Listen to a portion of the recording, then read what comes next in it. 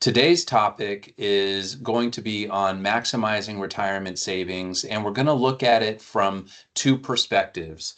Brandon Perlow, one of our advisors, is going to be discussing the importance of saving beyond just Social Security and recognizing that it's not going to be generally enough, Social Security alone. And so we're going to be looking at it both from the employee side, which Brandon will be focused on, and then Laurel Cutler, a certified financial planner on our team, who specializes in helping our business owner clients develop and design the right retirement plans for them. She's going to be walking through some of the new contribution limits and plan options that exist for our business owners. So with that, I am very proud and happy to turn it over to Brandon to kick us off and move us forward. Welcome. Awesome. Thank you. Thank you, Adam. Thank you, everybody, for joining us this afternoon, evening. It's good to see you all. And I would say, a couple things. Number one, if you have questions, because we're going to cover a fair amount of content, feel free to type them into the chat. And then we'll also stay on at the end of the presentation and happy to address any questions you may have. So with that, let's go ahead and dive into it. So why does this matter? Why should we be concerned about retirement planning at all? A few different reasons. So number one is most Americans have not saved anywhere near enough. Something close to 40% of Americans don't even have a retirement account at all. And so that's, obviously that's concerning. And then among those who have been saving, the median retirement account savings is only $87,000, which for most people is not going to be enough to successfully get through retirement. And part of that is, as Adam just mentioned, so Social Security itself, it is there. We're going to discuss Social Security planning in a moment. But it's really designed to replace 40% of the average salary after retirement. And if you're a high earner, then it's designed to replace less than 40% of, more than the average salary after retirement. So it is a critical component. We want to plan for it, but it's not going to get you all the way there. So what do we do about this? And, one of the things we're going to talk about is employer-sponsored retirement plans. If you have access to one, most plans offer some sort of a match. Most common is typically 3%. Sometimes it's 1, 2, sometimes it could be 5, 7, 8%. Whatever it is, if you have access and there's a match on the table, we want to make sure, in almost all circumstances, it's going to make sense to maximize that match. That is free money on the table. So we'll talk a little bit more about that in a bit. If you don't have access to employer-sponsored plans, there are some silver linings. You may end up having more options because you're not an active participant in an employer-sponsored plan. So we'll explain what that means. Retirement plans, broadly speaking, have tax advantages. And so, most of the plans available will either give you a tax deduction now or potentially a tax deduction now. They're going to give you tax deferred growth. So on your IRAs, 401ks, you're not getting 1099s every single year as the account is growing. You're not paying taxes on that. And then potentially, depending on the account type, you may have tax-free withdrawals in retirement down the road. So we're going to outline all of that and cover it in a lot more detail. And then the last point here is probably the most important. So, as a financial advisor, as a financial planner, our number one goal is to make sure you never run out of money. And what does that actually mean? It means that you're able to retire at, when you want to and live the life, and accomplish your goals that you want in retirement and make sure you still have investment assets throughout your entire life. So that's, from our standpoint, that's why this matters. Social Security planning is, like I mentioned, it's a big component of it. So we're going to discuss Social Security planning here. And I would say this is the, 3-minute version, 5-minute version maybe. But Social Security planning is a really important topic. And Matt Cherry, another one of our financial advisors, he's going to be hosting a Social Security planning webinar, tentatively scheduled for April. So if you want the 45-minute to an hour, the deep dive on Social Security, that is going to be coming up in a little bit here. But for now, just to give you some perspective. So most beneficiaries are eligible for Social Security at age 62. Your full retirement age we'll get into in a bit, but for almost everybody at this point, it's going to be somewhere between age 66 and 67. And then at the latest, you have to start taking at age 70, even if you continue to work beyond that. There are a number of factors that determine your Social Security benefit. We'll focus on some of those. And then this last topic here, so, one of the common things that we hear is that Social Security is about to run out of money and Social Security is going bankrupt. And I would say, there are some partial truths, but that is not really what is projected. That's not really what's happening. So to give some, I don't know, some details on that. Social Security has a trust fund. And so all of the payroll taxes, Social Security taxes that are generated on an ongoing basis go into the trust, and benefits that are paid out are paid from that trust. That trust is projected to reach a $0 balance. Right now, it's in 2035. So about 10 years from now, that trust will no longer have additional assets. Right now, it has several $1 trillion in additional assets. That's scheduled to be depleted. But the projected into the social income into the Social Security system is still 83% of benefits from 2035 all the way to 2098. So Social Security may change over the next decade as we get closer to that 2035 year. We don't expect it to go away. We don't expect it to go to zero when 83%, can still be covered for another 75 years or so. So I mentioned, full retirement age, your FRA. The other key thing to know, if you go on SSA.gov, download your Social Security statement, you'll see references to your FRA and your PIA, your primary insurance amount. And what this basically says is the more you pay into the system, the more you're going to receive.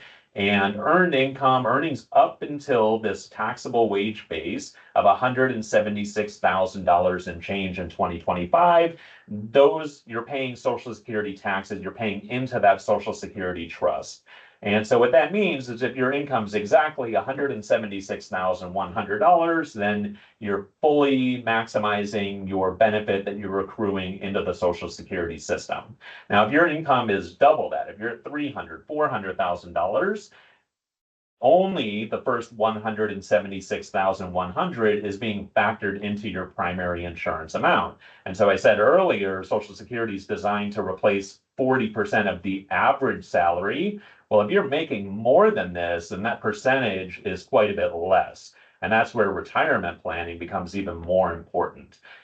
Social Security uses the highest 35 years of your indexed earnings. So prior earnings from 20, 30 years ago, they are indexed. Their inflation is used to adjust them. So we're comparing apples to apples.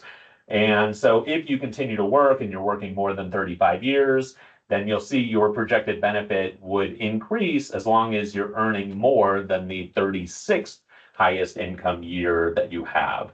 The maximum PIA for a retired worker right now is a little over $4,000 a month. However, the maximum benefit is actually over $5,000 a month. And what does that mean? How does that actually make sense? Well, the key is delaying your from your full retirement age to a later year up until age 70. And so Social Security will guarantee you an 8% additional benefit each year you wait until age 70. For most of the financial plans that we do, not all, but for many of them, we do recommend this because, while we can aim for around an 8% return in the markets, we cannot guarantee that. The federal government is guaranteeing this 8% increase from, age 66 or 67 up until age 70, plus cost of living adjustments as well.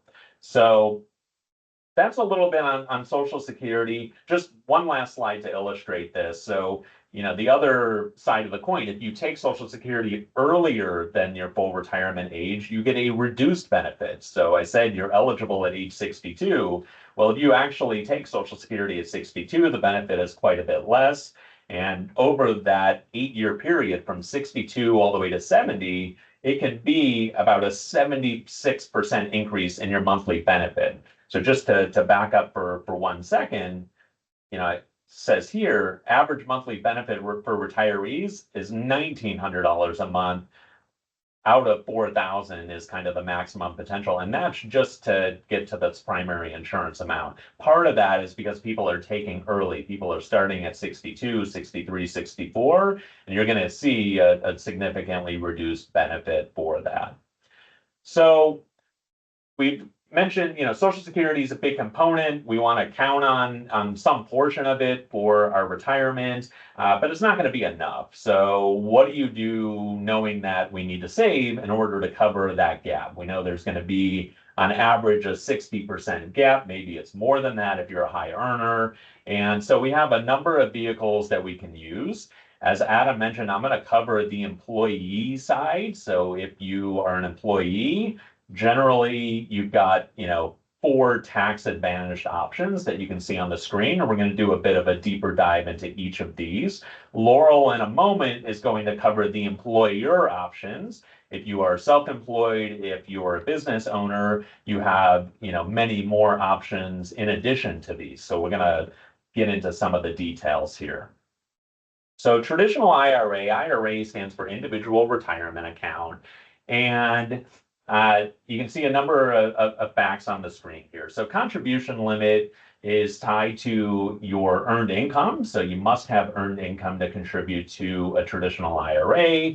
And the limit is generally 100% of your compensation. So if your, income is $4,000 a year, then your limit's $4,000 a year. But if it's more than $7,000, your limit's $7,000. If you are 50 or older, you can add 1,000 to that. So your limit is now $8,000 a year with that catch-up contribution. Tax deductible contributions, we're going to cover this in a second. Maybe they might be tax deductible, they might not. There are some limitations on that. But generally, if you're contributing to a traditional IRA, the intent is to get that tax deduction. You're getting a benefit now, and then you get tax deferred growth. So for however many years from your contribution until retirement, you're getting growth without paying taxes on a regular basis. And then when you retire, or rather when you get to age 59 and a half at least, then at that point you pay ordinary income taxes, but there's no penalties on distributions from there. Now, if you take funds out of a traditional IRA before age 59 and a half, then it's ordinary income plus a 10% penalty.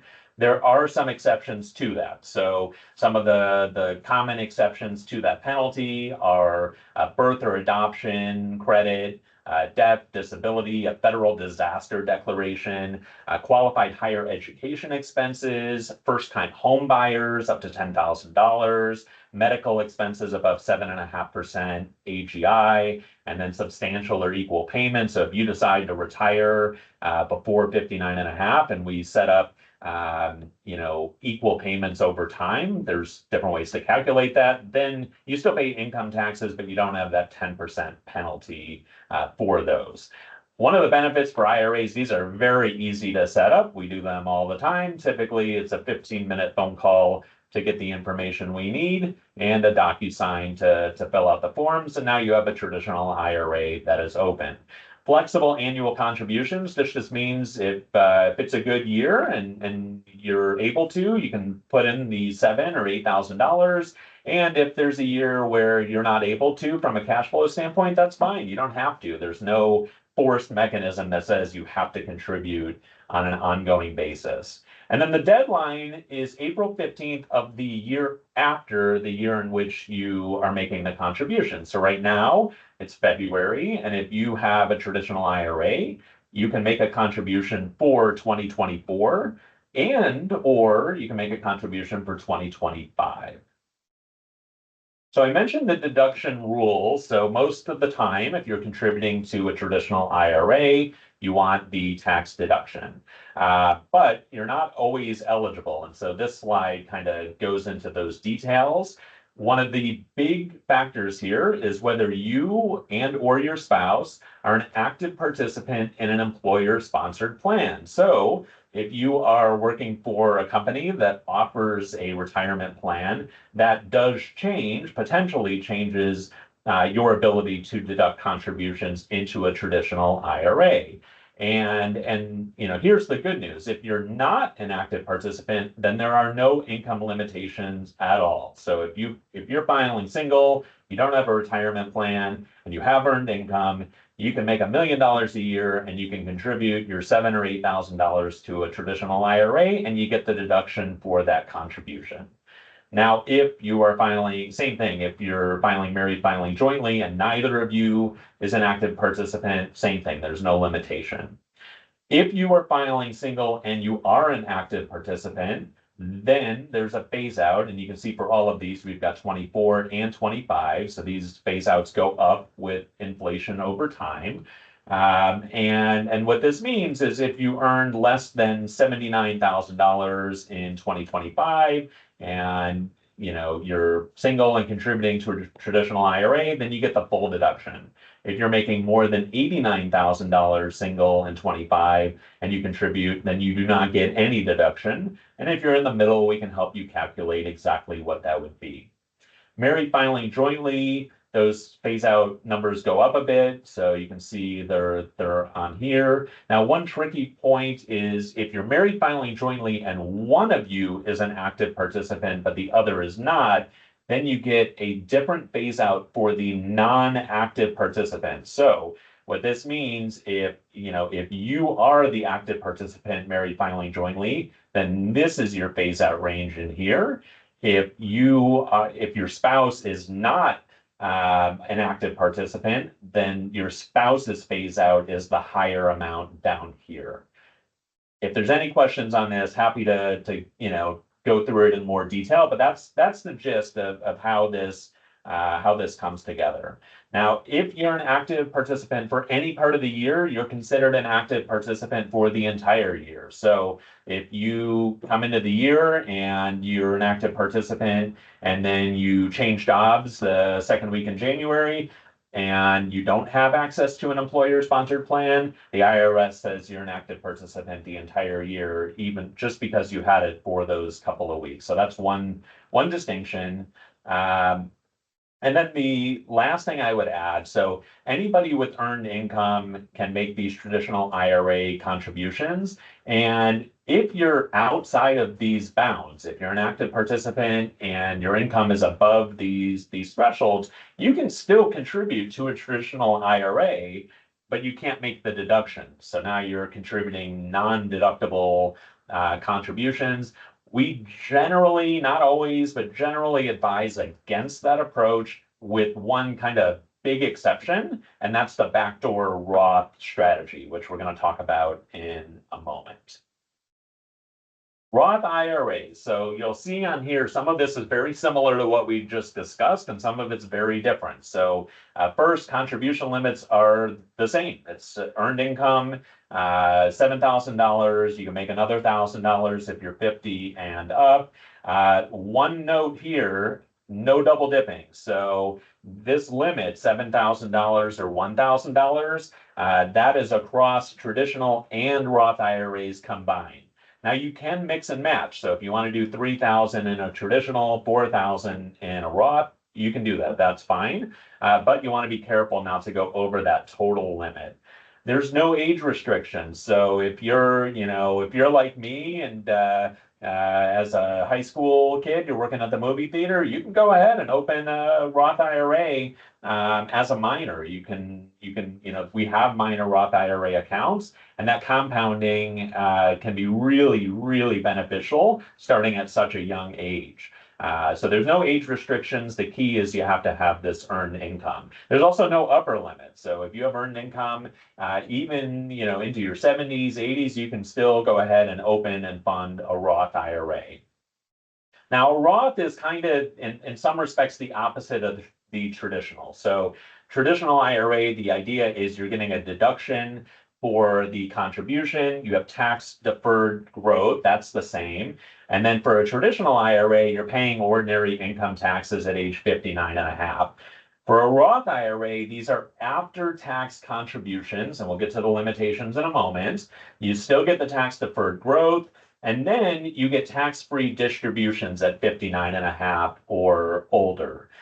There is the 5-year rule, which is one limitation on these. So to explain this, so the 5-year rule basically says that you have to have a Roth IRA open and funded for at least 5 years before otherwise allowable distributions are qualified. And what that means is that the earnings are tax-free if you wait that 5 years plus your age 59 and a half or a few other reasons. So this clock starts on January 1st of the taxable year for your first contribution. So what this means is right now it's February of 25, but if you open a Roth IRA and make a 2024 contribution, then your clock actually started January 1st of last year. So you're already 13 and a half months into your 5-year rule window.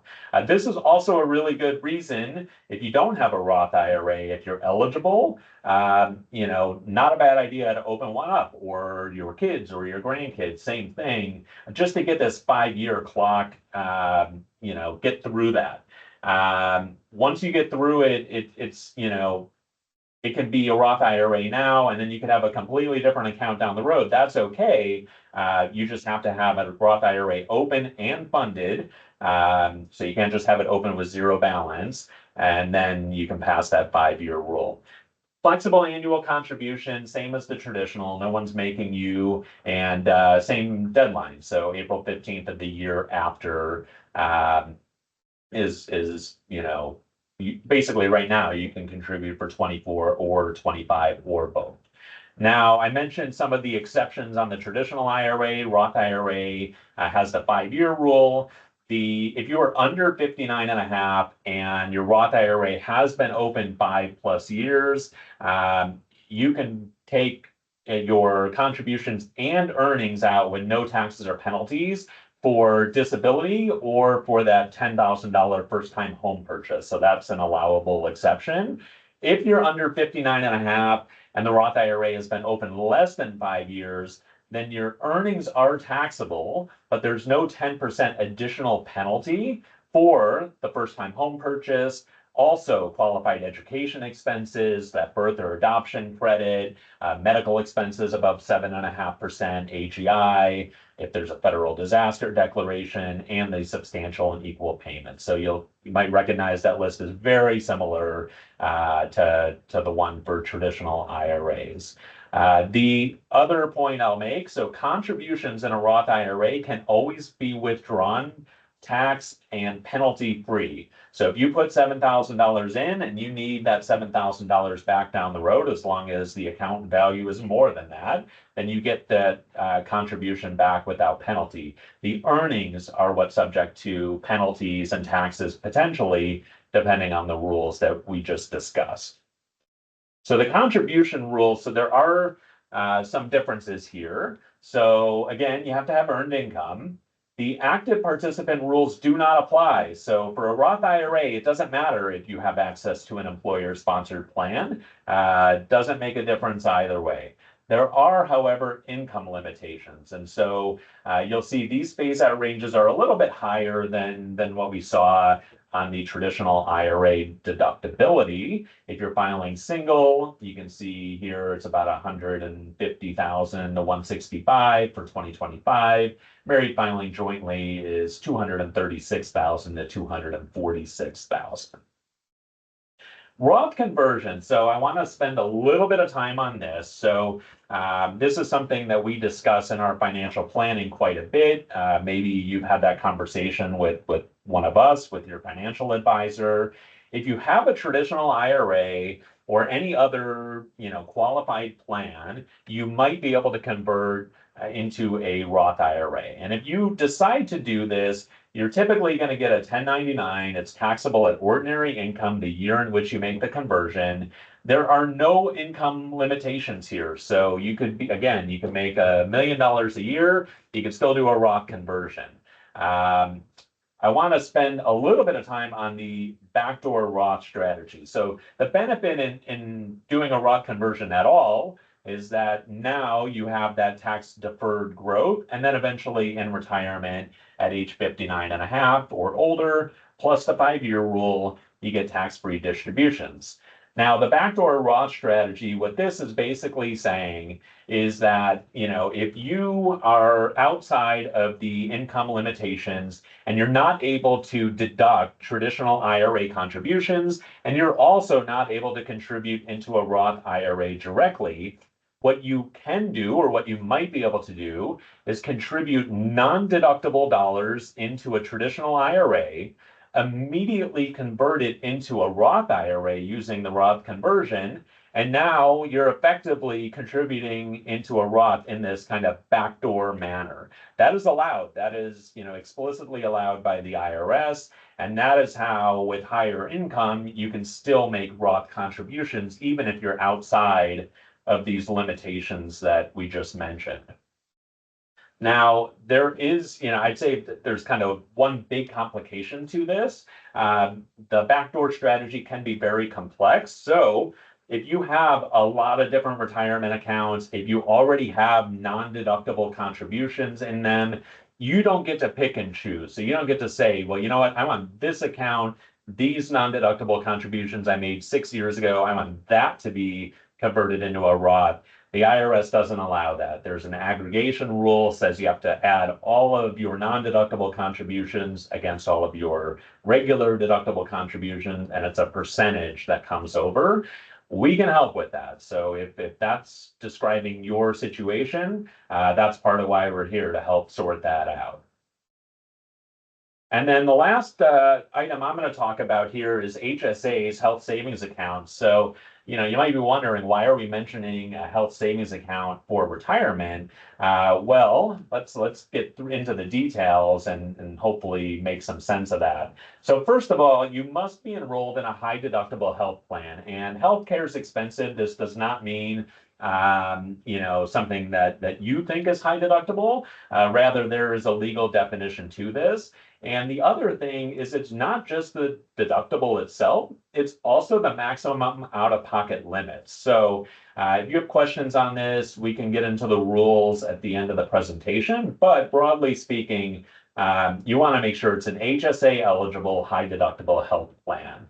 You can see the limits on here for individuals and families for 24 and 25. They're roughly half and double, but not exactly. The inflation mechanism's a little strange there, so just be careful of that. If you're 55 and up, so this is a different number than the IRA, whereas 50, if you're 55 and up, you can make an extra $1,000 catch-up contribution. And for HSAs, if you have an employer that's providing contributions into it, so if your employer provides $500 in HSA contributions, you have to subtract that from the contribution limits. You don't get to add that on top of it.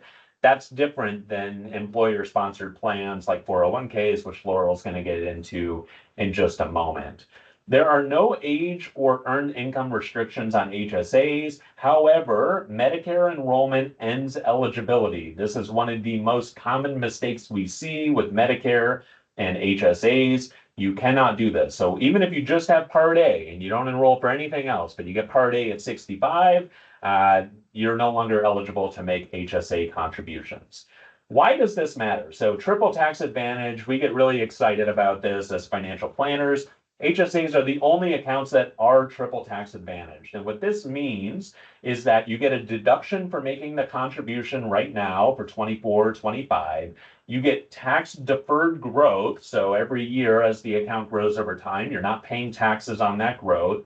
And then as long as you use the expenses when you take distributions for qualified medical expenses, then you don't pay any taxes on the way out either.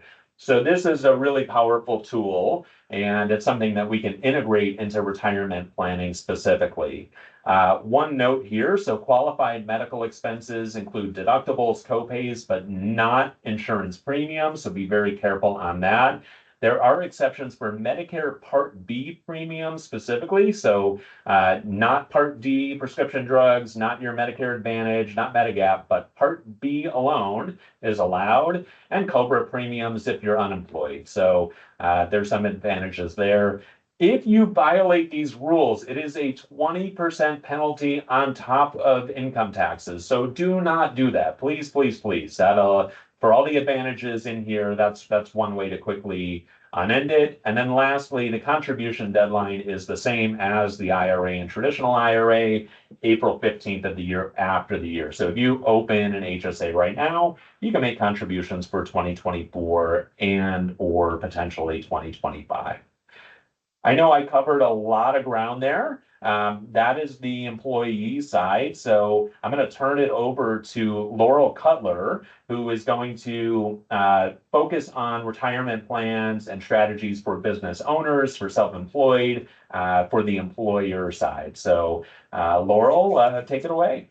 Great, thank you. And Brandon, I have a favor to ask. My PowerPoint doesn't seem to be scrolling for me. So would you mind to click through? No, not at all. Awesome.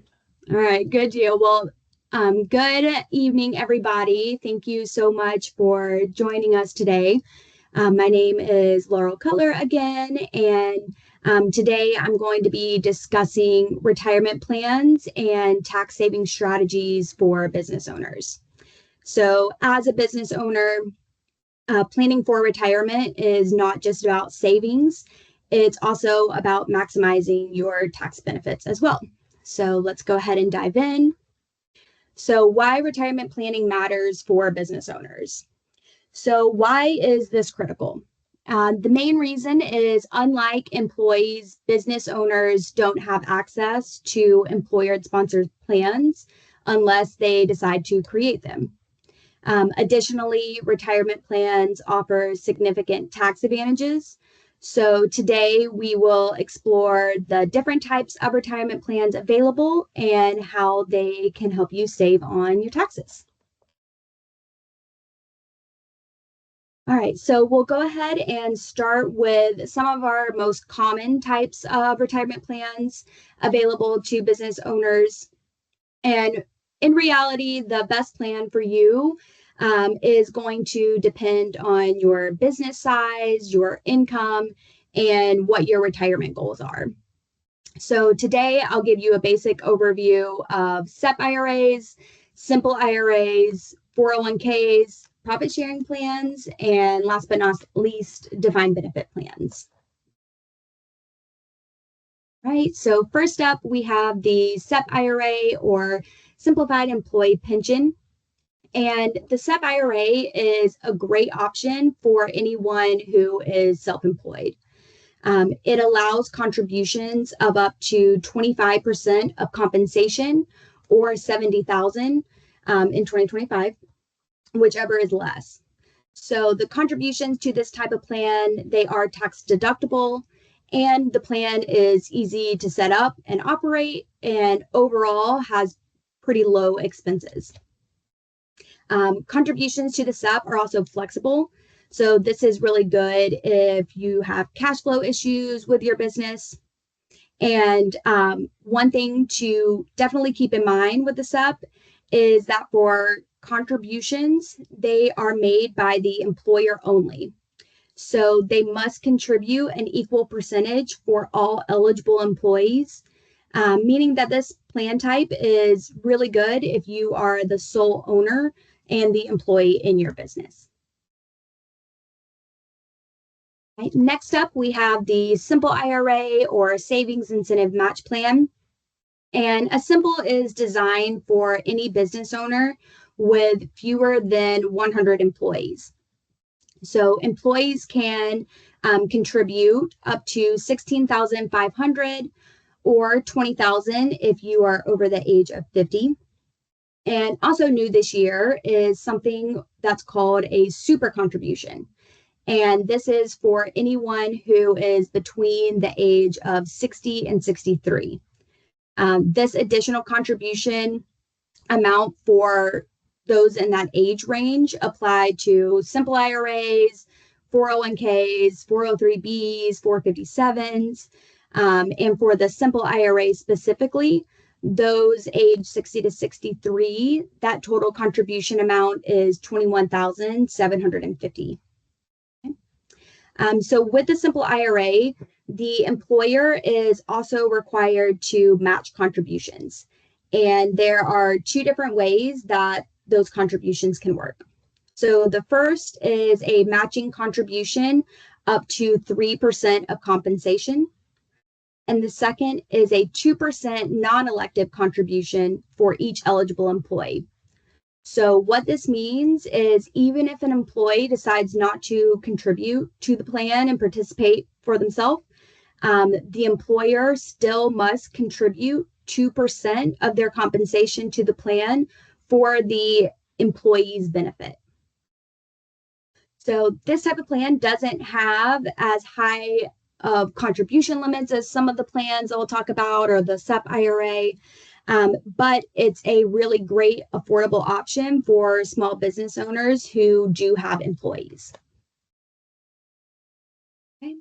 Next up is the 401k, which I'm sure most of you are very familiar with, but want to just give you a refresher here. So a 401k is a type of qualified employer-sponsored retirement plan that allows employees and the business owner to put money away for their own retirement on a tax-deferred or after-tax basis. So for employees, contribution limits for this year are 23,500, and they increase at age 50, as well as the super contribution for 60 to 63. And then the total contributions into the plan, and this includes all the contributions from the employer as well, is 70,000. And again, that limit ups at age 50 and age 60 to 63. So who all is involved with the plan administration and maintaining the overall 401k? So with the 401k, there are three main players involved. So the first is the investment professional, which is going to be your team here at Able. They are going to help you set up the plan. We also provide employee education and helping getting participants enrolled, as well as going over investment options with participants and helping them choose the best ones for them. Also, just if any participant needs general financial planning advice or has questions, we're definitely here to help with that as well. The next one on the list is the third-party administrator or TPA, and they are the ones who actually design the plan document and customize it based on your specific goals and circumstances. They also test the plan to make sure that it's in compliance, and they file any returns with the IRS, and they also send you reminders when you need to contribute each year. Okay. Lastly, we have the plan provider. So this is where the actual funds are held.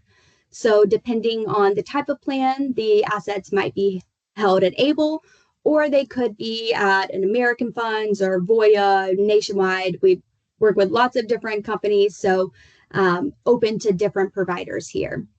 But this is the portal where the employees and the employers go to actually submit their withholdings and contributions and view access to their accounts. So the 401k also requires something called non-discrimination testing. And this is just annual testing that is required to ensure that your 401k benefits all employees and not just the owner or other highly compensated employees. So if you are the only person in your business and you have what's called an owner-only 401k, you can avoid this testing altogether. Okay. We also have what's called the Safe Harbor 401k. And this is a way to structure the plan that automatically passes the non-discrimination testing or avoids it altogether. And this is accomplished by making the employer contributions 100% vested, meaning that the employee owns the full amount of the employer contributed funds from day one. There's also specific matching requirements associated with the safe harbor type of plan. All right, next up we have a profit sharing plan. And as the name implies, this allows the employer to share its profit with its employees. And this is done through retirement contributions. And these contributions are discretionary and flexible. And these type of plans are typically added to a 401k to allow business owners to contribute even more to their employees and reap the tax benefits of doing so. Okay. All right, last up, we have the defined benefit plan, which is a type of pension plan that promises a specific benefit at retirement. So this type of plan is ideal for high income earner business owners who want to contribute large amounts. Please take note that the $280,000 that you see here, this is not the contribution limit, but rather the annual benefit amount. So that means that $280,000 for 2025 is the maximum yearly retirement income an employee can expect to receive when they retire. Okay. The amount that you can contribute and deduct each year, that is determined by the third-party administrator. So overall, this is great for business owners who really want to put away some serious cash for retirement and help save on taxes while doing so. Just like the profit sharing plan, many business owners like to add this type of plan to their existing 401k or profit sharing plans, and both the employees and employers get the added benefit of having pension funds paid out in retirement. All right, so now we're going to talk about some tax saving strategies. So like we've mentioned, retirement plans are one of the best ways to reduce your taxable income while saving for the future. And some strategies to consider include, maximizing your contributions with the employer match, pre-tax contributions, tax credits, and post-tax or Roth option contributions as well. Right? So maximizing contributions for tax savings. Anytime you have employer contributions made on behalf of the employees and for the business owners themselves, these are tax deductible up to 25% of the eligible employee's total compensation. So plan administration fees are also tax deductible when paid from a corporate account rather than plan assets. And pre-tax contributions made to the plan will reduce your taxable income and potentially lower your tax bracket for the year. So with that pre-tax contribution, you also will get the benefit of tax deferred growth, which means you only have to pay taxes on those contributions once you pull those funds out in retirement. All right, so tax credits for starting the plan. The first one is the qualifying startup cost, and small businesses can claim this tax credit for the first 3 years of a new retirement plan to help cover their startup cost. So this includes establishing and maintaining the retirement plan, as well as educating the employees about that plan. There are rules around who can qualify for these tax credits, and the amount of the credit really depends on the number of employees. The second one here is the automatic enrollment feature. And if you add this to a new or existing 401k plan, you can get a $500 tax credit per year for the first 3 years. And then lastly, we have the employer contributions. So small businesses can also claim a tax credit for employer contributions made to their 401k for up to 5 years. So the amount of the credit does depend on the number of employees and the number of years since the plan startup. The limit is $1,000 per eligible employee for the year, and the full credit is limited to employees with 50 or fewer employees. And then that level is phased out for employees between 51 and 100. And you can see the percentages for each of the credits for years 1 through 5 listed on the slide. All right, so you can also consider the Roth option if you expect to be in a higher tax bracket in retirement. So while these contributions aren't tax deductible and not really going to help you on the tax side right now, you do get tax-free growth, and all your withdrawals are tax-free as well. So key takeaways, choosing the right retirement plan can help save for the future while also reducing your tax burden. So please reach out to the team at Able as well as your tax professional so we can, work together to see what plan might be best for your business. So that is the end here. So I'll turn it over to Adam. Yes, thank you. Nice job, Brandon and Laurel, and thank you all again for the great content and information that you provided today. I just want to kind of put a bow a little bit on some of the information we heard. As you could tell, there was a lot of detail here. And when we're talking with individual clients about their unique situations, particularly as it relates to business owners and so forth, the first question we often ask is, if you could put away more money, would you?